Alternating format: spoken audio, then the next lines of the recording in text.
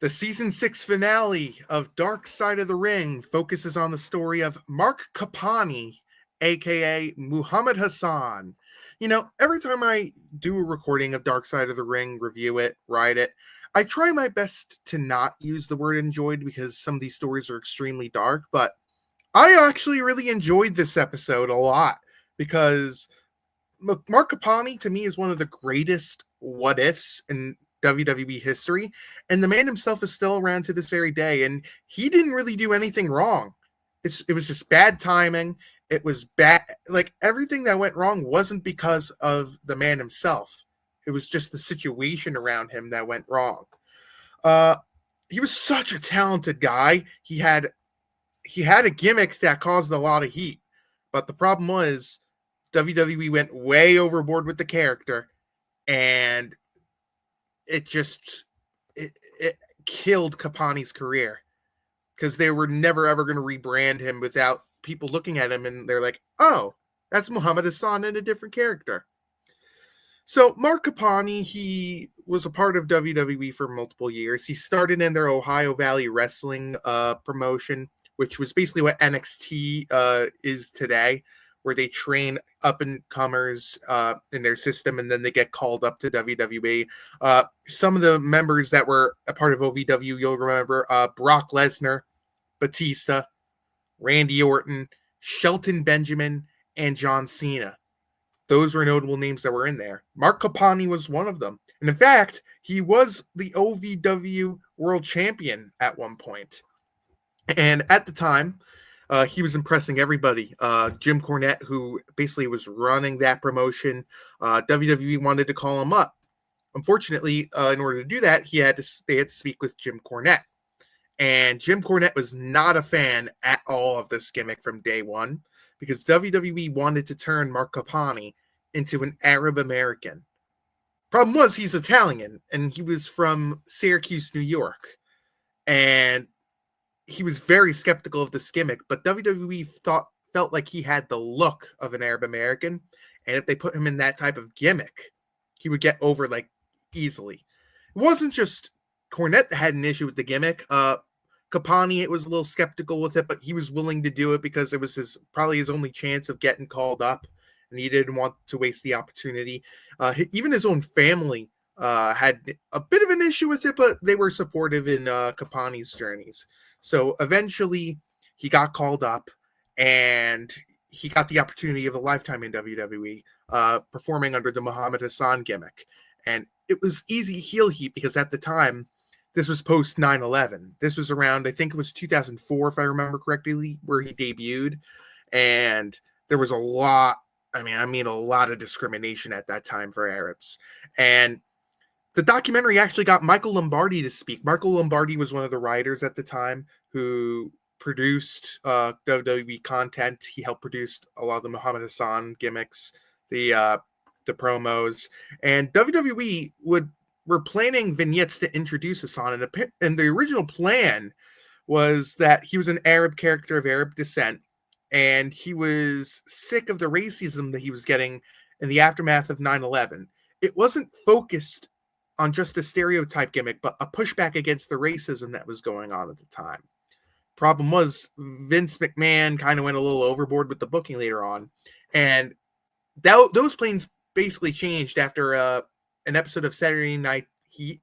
Saturday Night Heat was basically what the C show of WWE was at the time. It's basically what you would probably say was an ECW when WWE bought ECW. That was their C show.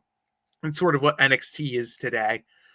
Even though I kind of feel like NXT is more of a B- type show now, and Evolve is starting to go into the C or D level show. But point is, Saturday Night Heat was a C level show. And at the time, they basically were hyping up Hassan was debuting. Like, oh, look at that. He's showing up. Todd Grisham and Ivory were doing commentary on the show. And Ivory and this doesn't pay Ivory in a good light at all. And maybe she was forced to say that line. But Ivory says the following. If Grisham was going to drive there, and Grisham obviously says good. And Ivory responds saying, good, because I don't want you flying if you get my drift with Hassan's gimmick. Yeah, because that's a swell line to say after a terrorist attack that happened 2 years ago. Such a swell line. Uh, yeah, Ivory's lucky that she wasn't punished or fired for that distasteful statement.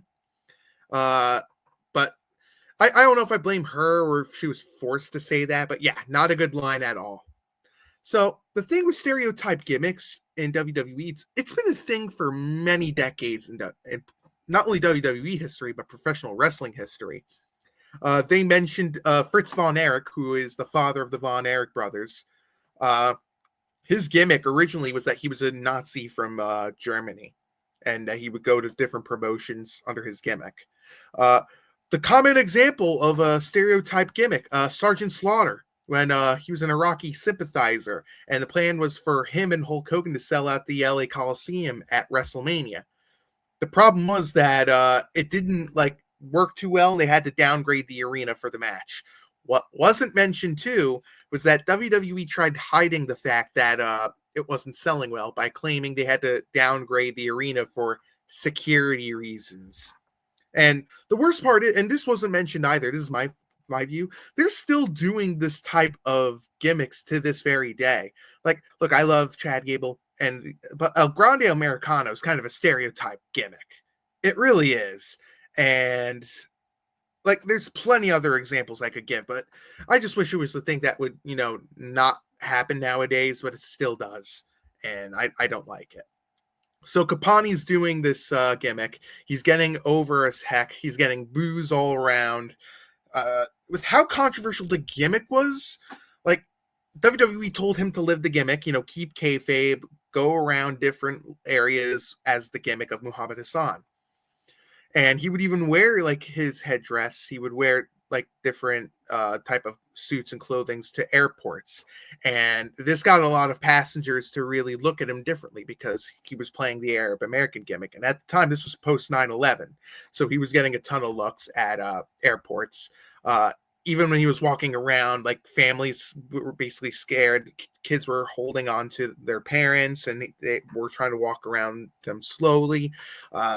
Even when he went onto the airports, he would see people on the phone calling him, telling him that they loved him, their family members, because of Hassan being in the plane living the gimmick. And it was at that point where, Capani was starting to question it. And then when they went to Australia for a international tour, he had a whole bunch of people surrounding him, threatening to beat him up if he kept going with the gimmick, saying, "You're not a real Arab. You're not this. You're not that."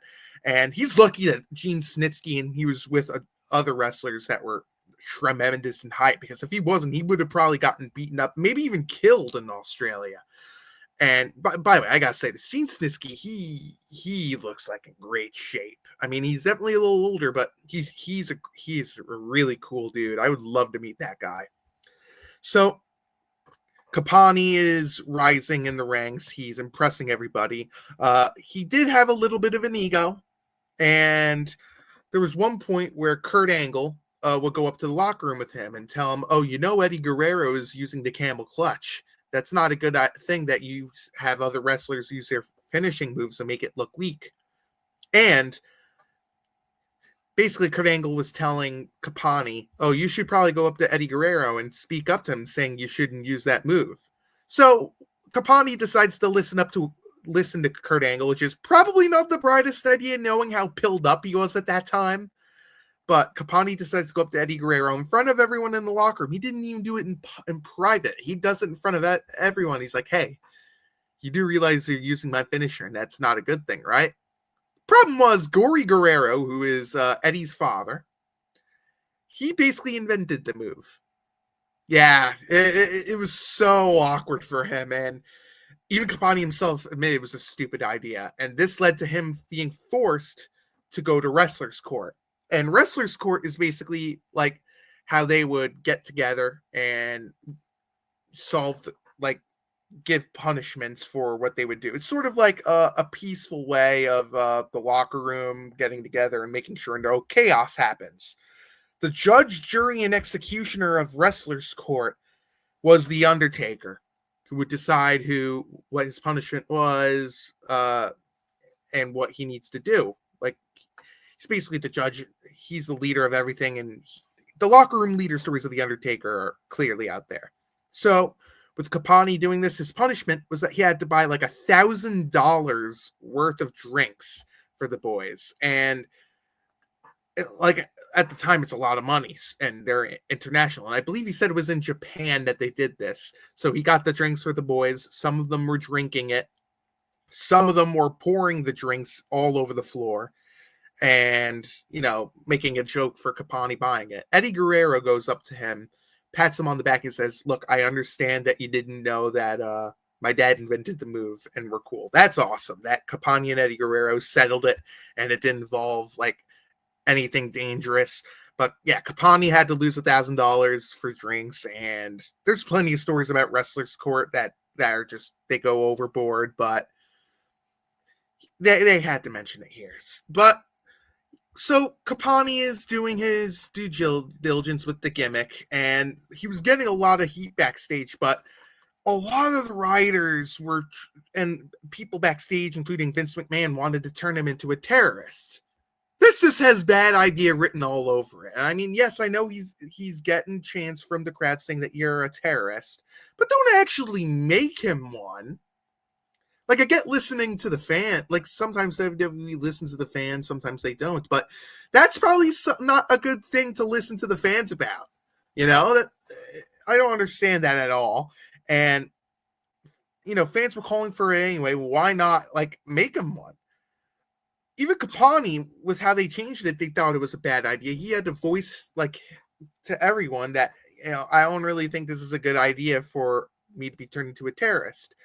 And there were a lot of people, and one Stephanie McMahon herself even basically went up to him saying, "Shut up. We know what we're doing."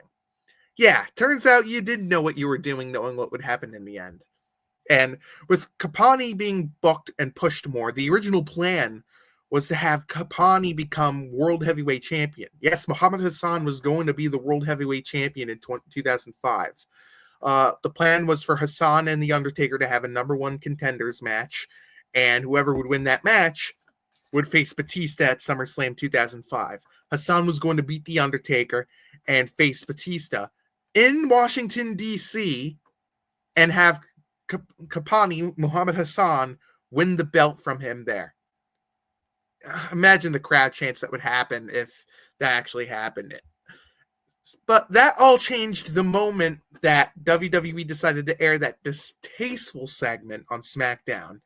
At the time, the London bombings just happened. This is when the terrorist attack happened in London. And at the time, SmackDown was taped. And there was a segment between Muhammad Hassan and The Undertaker that was very distasteful. Now, does WWE do the right thing and not allow this distasteful segment to air? Nope, they let it go no matter what, and they just have on the bottom of the screen basically a warning saying this is going to get a little distasteful after what happened. Gee, I wonder what can go wrong here, am I right? Unbelievable. So Undertaker was having a match with Shawn Daivari, who was with Muhammad Hassan. He was basically his manager, and Taker was destroying Daivari, a squash match. It was made to have The Undertaker look strong in the match. So at the end, Hassan decides to fall on his knee in a prayer, and out came 5 men dressed in black ski masks, army paint, attacking The Undertaker. And they even have piano wire where they were basically choking The Undertaker in the middle of the ring. And then at the end of the match, they carried out Daivari like he was a martyr. Like, why would you do this after a legit terrorist attack? Tape it and allow that to go on on television. Like, what did they think was going to happen? And so with the aftermath of that killed his career. WWE had to pull him out because the UPN was upset, a lot of sponsors were upset, and they had to write him off. Hassan was barely utilized on TV and only worked pay-per-views. And with that controversial segment, Hassan was going to buy a house. And then Johnny Ace, Mr. People Power, went up to him and said, "Yeah, don't buy that house." And Capani knew he was done. He was done. So the match with The Undertaker and Hassan happened. It turned into a squash match where The Undertaker destroyed Hassan and then decided to give Hassan a last ride through the stage. He gave a last ride to Hassan through the stage, basically killing off the character, and he was never seen again. And after the match, Kapani was luckily in Buffalo, New York. He didn't have to pay for his flight home. He went into a car, and he drove back home. And then later on, he was released from WWE. I mean, so many bad decisions from WWE here. They should have never aired that segment. And Kapani basically got fired for doing his job. He didn't do anything wrong. He basically was the fall guy for something that was so stupid for WWE to do. Unbelievable. And I really felt for Kapani too when he was at the end of the episode where he was in a bad spot. He was dealing with depression, with how he got screwed over by wrestling. And he had thoughts of suicide with how many days he wasted with that gimmick. But he had that look in the mirror and he decided to change for the better in his life. So Kapani decides to go to college. He got a degree in schooling. He even worked nights at UPS just to fund himself money in Los Angeles just to get the degree. And it's just sad. This guy was once the world heavyweight champion and was working at UPS, but the man rebuilt himself. He got his degree. He worked at a school district. He became a teacher, and he got promoted to being the principal of that school. And then he became the director of human resources for the district, which he currently works to this very day. And Jim Cornette, I think, said it best, where Kapani basically, he's better off with his current role in school than pro wrestling, because in school, there's the job he has, there's probably a 401k, there's a pension, there's a union, there's benefits that he gets. He wouldn't have gotten that in the 20-year career he would have gotten in professional wrestling. So Kapani, while it didn't work out for him in his pro wrestling career, him in the school role that he currently is in now is probably for the better of him. And it's often he's going to go down as one of the greatest what-ifs in professional wrestling of all time. Now, this wasn't mentioned, but Kapani did have an independent wrestling show, and I believe it was 2017, if I remember correctly. So he got to go out.